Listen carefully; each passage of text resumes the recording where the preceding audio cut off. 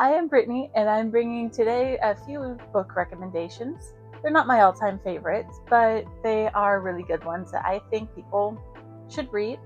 Some of these are older recommendations that maybe cycled through Book Talk BookTube a few years ago.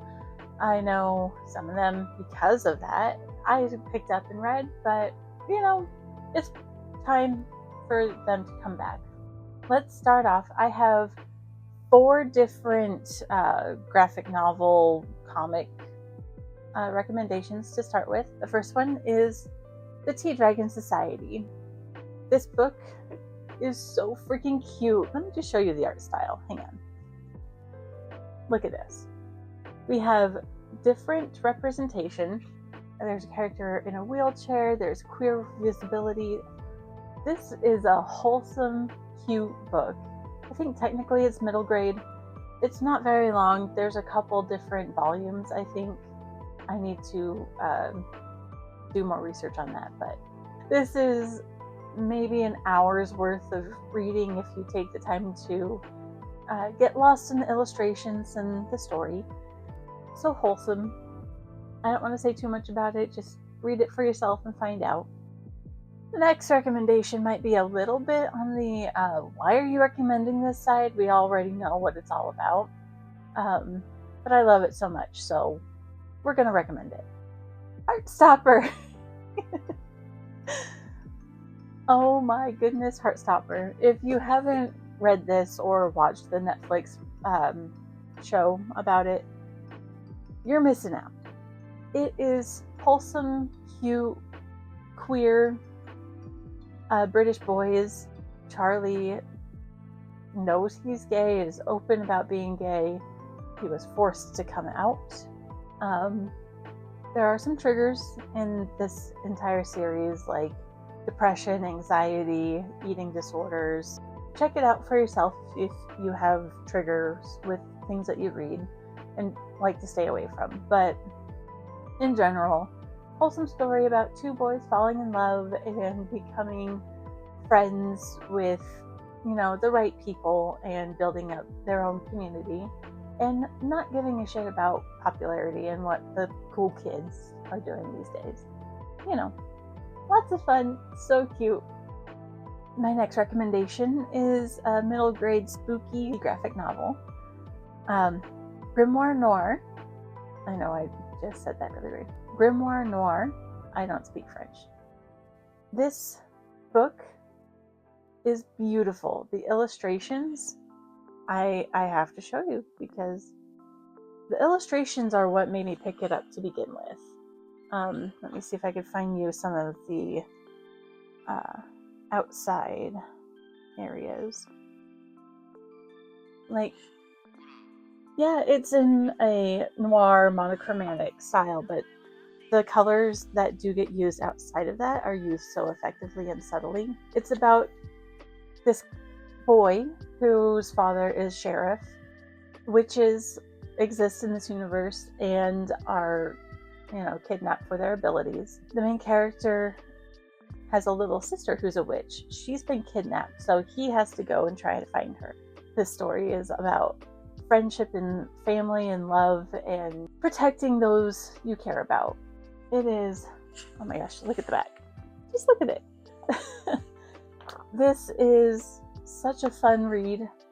It's cute, it's cozy, it's perfect for fall or winter vibes. Definitely if you are in the mood for something kind of light and easy, but still connecting with your emotions and has something to sink your teeth into. Read this. It is wonderful. It's been a while since I've read it. I need to reread it. The last graphic novel recommendation that I have for you today is sheets. This little ghost has to wear a sheet to be visible. He lives in a laundromat, and the main character's family owns the laundromat. She's the only one who sees him, interacts with him. It's just another cute story about a queer kid finding their family and belonging. I've read the rest of this series, and it is so good.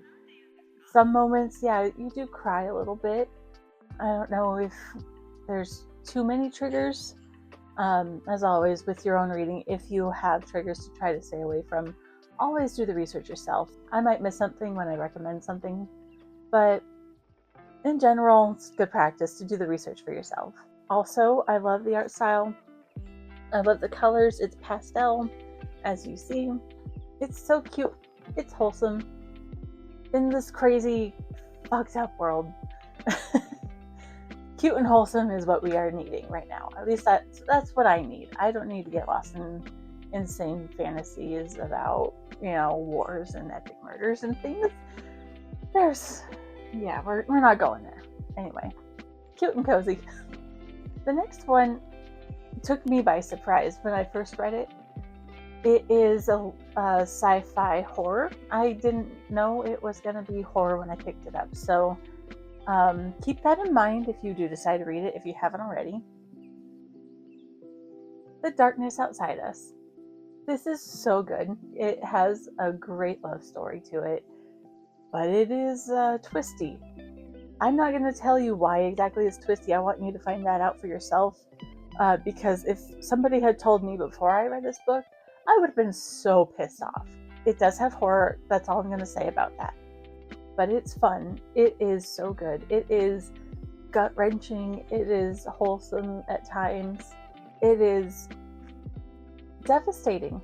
I still need to read the sequel. I hear that is even more devastating than this one. But pick this up. It is wonderful. I didn't realize how many queer books I have in this suggestions list, but I'm not going to complain about that. Speaking of, the next book that I have is All That's Left in the World. I read this out loud to my sister. We were both going through a hard time a couple years ago when this came out. And so, we just wanted to enjoy some stories together. Two characters who find themselves in an unlikely partnership as they travel across a dystopian America. And through their adventure, they save each other a lot. They save other people. There's different factions of people, similar to how they are in like The Walking Dead or something, where people band together, create their new towns, and you can't always trust the people that, create these places. So they basically are on their own for most of the story, trying to get to safety. They have to learn to trust each other. They really, really have to trust each other. And that's not always easy, especially in a dystopian world. And the opening to this book especially causes a lot of distrust between the two characters. It's Andrew and Jamie are the two characters that we follow. It has a sequel. The sequel I also had a lot of fun reading. The sequel was a bit, como se dice, sad. I'm not going to talk too much about the sequel because I'm just recommending the first one for now. But if you read these two, you're going to have fun and your heart's going to be broken and you're going to yell at the two dum-dums and it'll be a good time. Alright, my next book, Walk on Earth, a Stranger. This one I had owned for years and it was on the verge of being an unhaul. I mean, the premise of it sounded interesting. It's a fantasy western. This girl she has the ability to sense gold. And because of that, I think it's her uncle is really trying to control her. She's an orphan. Her parents have died in the beginning of the story. And it's during the time of American history where everyone is moving to California to try to get to that gold rush. And so, as you can tell, her ability to sense gold is highly valuable. She tries to keep it a secret, and she is on her way to California to escape her life back in the East, as well as trying to make a living for herself and really get out of the situations that others have forced upon her. It's a trilogy.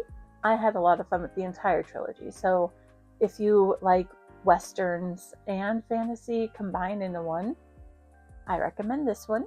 The writing is beautiful, but it's not purple prosy. It has wonderful pacing. I never feel like it was slumping or lagging. Every bit of the story that's told has a purpose, and it really keeps you intrigued. It keeps you wanting to know more. Because it is a historical based fantasy, you will find racism in here. Racism towards Black characters and Indigenous characters. Both are prominent in her journey west. So if you don't like reading historical for the fact that racism exists, understandable. But I still think this book deserves more attention. Now, I've said in the past that I don't read a lot of horror, and I have recommended at least one horror book already. I have two more to recommend. This next one is Wilder Girls. I read this in one sitting. I used to do call center work, so when it was slow, we could read. And I read this in one shift. It was so good. I would say, classifies under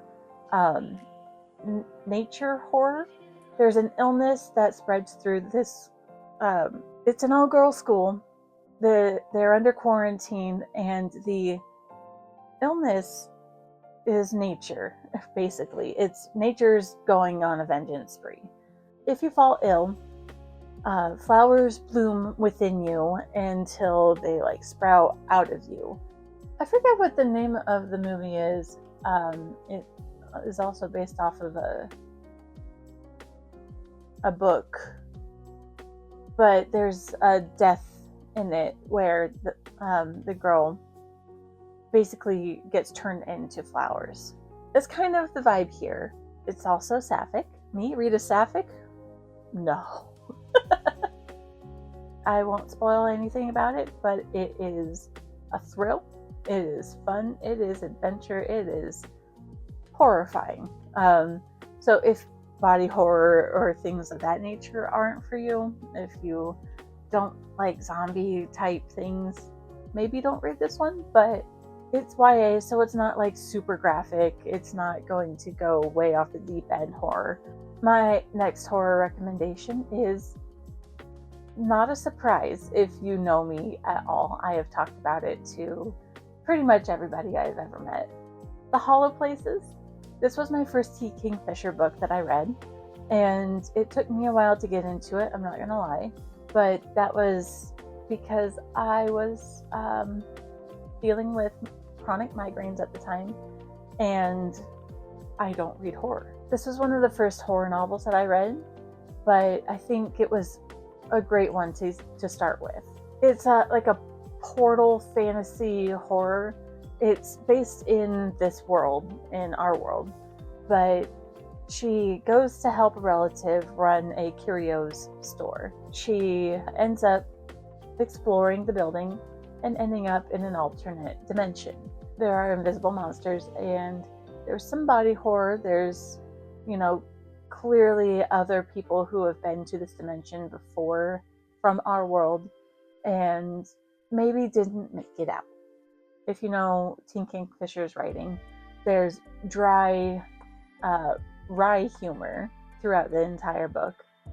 The main character, makes a best friend who helps her through a lot of the am I going crazy moments. I kind of enjoyed that this book didn't really have a romance in it. Sometimes romances feel forced and almost expected in every book that I pick up. So if you aren't in the mood to read anything with romance, this is good. If you want horror, this is good. The writing is really, really straightforward. The pacing is great. So now I have 4 cozies for you. The first one is one that I had seen recommended a lot, probably 3 or 4 years ago at this point, and I picked it up, and I was skeptical about it at first. half a soul. And the reason I was skeptical about it to begin with was the main character is autistic coded. I won't say she is autistic because it's never mentioned. And it's set in like the Regency era. So, of course, autism wasn't really a thing that was named and known back then. But there's this girl who meets a fairy king in a forest as a child, and she was a little bit snarky towards him. He didn't like that, as most fairy kings wouldn't, and he ends up taking half of her soul. What's left is a version of her that is very straightforward and doesn't necessarily know how to read social cues. Her family thinks that she's emotionless, but she's not really. She just doesn't really know how to express the emotions or process through them. This one does have a super cute romance to it. And so, I mean, if you're really in the mood for a cutesy cozy that isn't necessarily like every other romantasy that's out there, read this one. I don't usually read fairy romance novels. I am so sick of fairy romance novels, but this one doesn't really fall into the sameness of fairy romantasy. It is definitely more cozy than romantasy. Let me state that this main character is asexual. You love to see it. I don't know very many ace main characters, so when I find one, I pick it up, and it tends to be... the fantasy ones tend to be good, we'll say that. I've read some not good contemporaries. That's the word, contemporaries.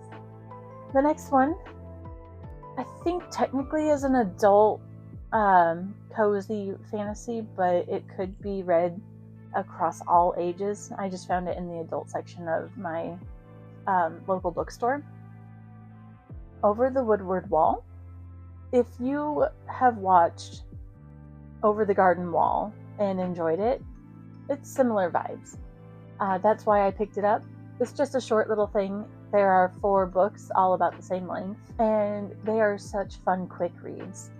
They're very whimsical. They're 2 kids on an adventure trying to get back home after falling over a wall that should not have been on their street on their walk to school. And they've been trying to get back home ever since. It's kind of like how in Alice in Wonderland the forest changes if you get lost or whatever. The forest here changes and it makes it more difficult. They end up going on all kinds of crazy adventures in each of the 4 books. It is wholesome. It's a lot about friendship and loyalty and finding a community and trusting each other to get out of all kinds of difficult situations. I love this entire series. It is so good, so cute, so cozy. They may be small, but the adventure is big. The penultimate recommendation that I have for you is another T. Kingfisher book. I'm sorry, but she's one of my favorite authors. A Wizard's Guide to Defensive Baking. I love this book so much. It's technically a middle grade, but it's whimsical, it's funny. There's a sentient sourdough starter, and my god, he is snarky and really, really freaking powerful. Okay, it starts off with a murder, and this girl, she's maybe, I think, around 12 or so. She has to basically save the kingdom. She's a kitchen witch who focuses on baking. She accidentally created the sentient sourdough starter when a spell went wrong. It's fun. It's funny. I think this really showcases T. Kingfisher's humor a lot. Definitely more than The Hollow Places, which, you wouldn't think a horror would be comedic in the first place, so it makes a lot of sense. If you like crazy chaos and whimsical fun, you're gonna enjoy this one. And my last recommendation for you today is another Olivia Atwater. which would not. I really enjoyed this one. It was a bit of a slower read, which kind of shocked me that I stuck with it. The main character goes to be sort of like a caretaker nanny for a well-to-do family.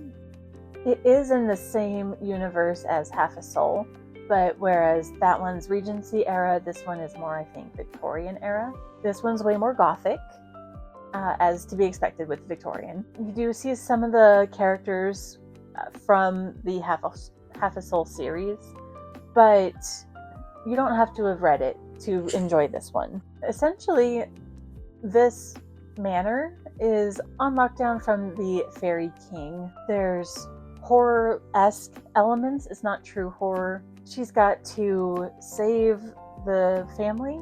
There's a character in here who sort of reminded me of Jax from Stephanie Garber's series, Caraval or Once Upon a Broken Heart. Not necessarily in looks or, the way that the romance unfolds or anything like that. He just has similar vibes to me, and maybe I'm wrong. It is a romance at its core, but there's a lot of distrust between the two, and it's a fun twist on the cozy romance fantasy genre. So if you're trying to escape and you just want fun, I honestly, any of the books that I just recommended, but this one is really good. So there we are. Those are my current book recommendations. If you've read some of these and want to discuss further, please leave a comment below. Let me know your thoughts. If you have other books that you would like to see recommended, I'm always on the hunt for a good book to read, so leave those in the comments as well. In the meantime, keep reading, keep kind, and I'll see you next time.